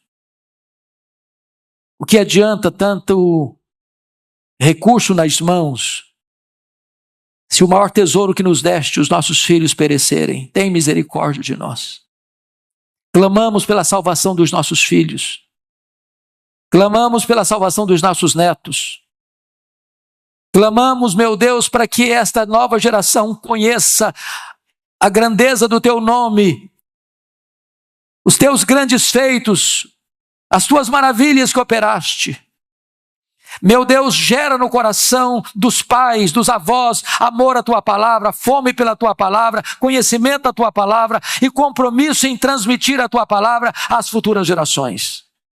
Que nós não falhemos em passar o bastão da fé às futuras gerações. Tem misericórdia de nós. Dá-nos alegria de ver, Deus, conversões dentro da nossa casa. Dá-nos alegria de ver, Deus, milagres dentro da nossa casa. Dá-nos alegria de ver, Deus, o poder do Evangelho transformando vidas dentro da nossa casa, dentro da nossa família, para a glória do teu nome. Que vejamos uma igreja viva, operosa, cheia do Espírito Santo, que vai marcar as futuras gerações e vai ser um farol a brilhar nas futuras gerações. Oramos em nome de Jesus. Amém.